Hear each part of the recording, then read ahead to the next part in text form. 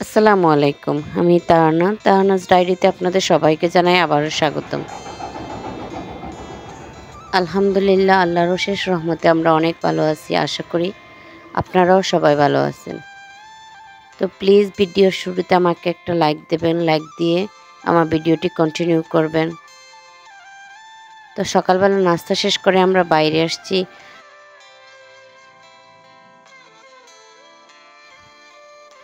এদিকে বাইরে এসে দেখি কয়েকটা কলা খেয়ে ফেলেছে কাঠবিড়ালি। তো আইজার বাবা পাশের বাড়ি একজন বাইকে নিয়ে আসছে, গিয়ে সে কলার ছড়িটা কাটছিল। কলাটা যেহেতু এখনো পাকেনি, আর ৩-৪ দিন লাগবে, তারপরেও খেয়ে ফেলেছে কাঠবিড়ালিটা। তারপরে আবার আইজার বাবা কলার গাছটাও বাইকে দিয়ে কাটাচ্ছিল, কারণ আমি কলার গাছের ভিতর যেটাকে আনাজ বলে সেই আনাজটা নেব, তো বাইক কেটে দিচ্ছিলেন এটা। তো প্লিজ আমার ভিডিওটি এখনও যারা সাবস্ক্রাইব করেননি শুধু দেখে যান, তারা আমার ভিডিওটি সাবস্ক্রাইব করে পাশে থাকা বেল বাটনটি অন করে দেবেন, যাতে আমার দেয়া ভিডিওগুলোর নোটিফিকেশন আপনাদের কাছে পৌঁছে যায় এবং আপনারাও আপনাদের সময় সুযোগ মতো আমার ভিডিওটি দেখে নিতে পারেন।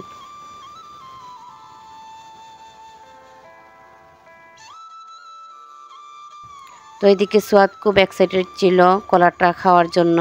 হাত দিয়ে দেখে কলার মধ্যে কষ, আর হাত দিতে ভয় পাচ্ছে না। তো এখন ও বলছে ওর বাবাকে তাড়াতাড়ি কাটো, তাড়াতাড়ি কাটো। তো ও আবার হাইজার বাবা আবার এগুলাকে পিস পিস করে দিল। তারপরে আসছি দেখি কলা গাছ কাটতে। আমি কলার আনাজ নেব। আনাজ দিয়ে শুটকি তরকারি বা ভাজি অনেক মজা লাগে। তো ও আমাকে আনাজটা বের করে দিচ্ছিল, আর সোয়াদ ভাবছিল এটা থেকেও কলা বের হবে। ওর বারবার জিজ্ঞেস করছিল ওর বাবাকে যে বাবা কলা কই, কলা কই, আর ওর বাবা বুঝেছিল আর একটু দাঁড়াও, আর একটু দাঁড়াও।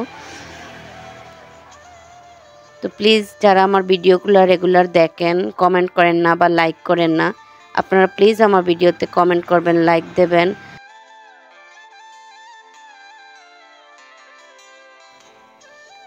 আপনাদের একটা লাইক আর 10 জনকে আমার ভিডিওটি দেখতে সাহায্য করে। প্লিজ প্লিজ আমার ভিডিওতে লাইক করবেন।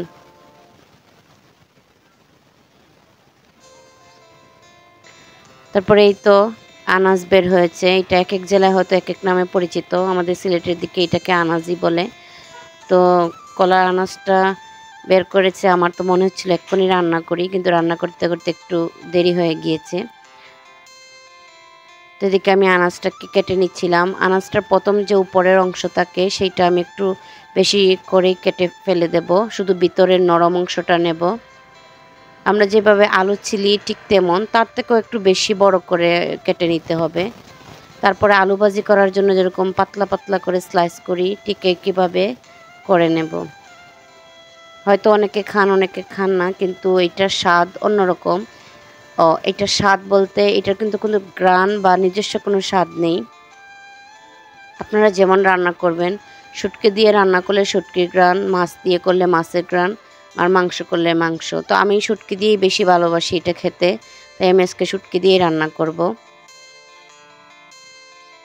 তো এদিকে কড়াই বসিয়ে কড়াইয়ের মধ্যে একটু তেল দিয়ে দিয়েছি, আর এই জায়গায় 2টা পেঁয়াজ আর একটা রসুন আমি কেটে দিয়েছিলাম। আর সাথে ছিল অনেকগুলো চিংড়ি মাছ, ধোয়ার কারণে দেখা যাচ্ছে না। বাইরে এখন অনেক বাতাস, এর জন্য রান্না করতে অনেক সমস্যা হয়, চোখ জ্বলা শুরু হয়। তো আমি ভালো করে চিংড়ি মাছগুলা আর পেঁয়াজ রসুনগুলা ভেজে নিলাম। তারপর আমি অল্প একটু পানি দিয়ে দিয়েছি এই জায়গায়, কারণ আমি এখন শুকনো মশলা অ্যাড করব। এই জায়গায় আমি অল্প একটু হলুদ আর বেশি করে মরিচের গুঁড়া আর একটু অল্প ধনিয়ার গুঁড়া দিলাম। মরিচের গুঁড়াটা একটু বেশি দেবেন, তাহলে খেতে বেশি ভালো লাগে। তাই তো তারপরে আমি শুটকিগুলা দিয়ে দিয়েছিলাম। এখন শুটকি আর মশলাগুলো একসাথে কষিয়ে নেব। আমার মশলা কষানো শেষ, আমি নেড়ে ছেড়ে কাঁটাগুলো তুলে ফেলে দিয়েছিলাম এই ফাঁকে।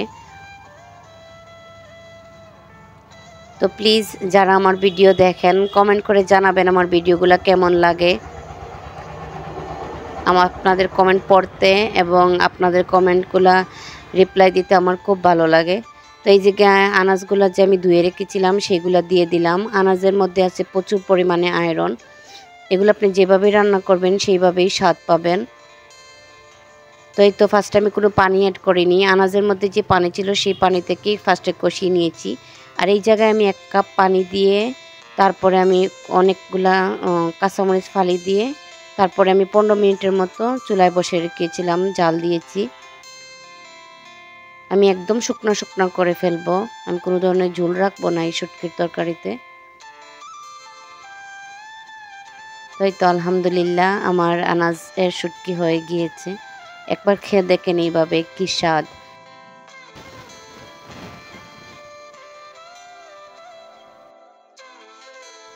তো নতুন আরেকটা ভিডিও দেখার আশায় আজকের মতো আল্লাহ হাফিজ, আসসালামু আলাইকুম।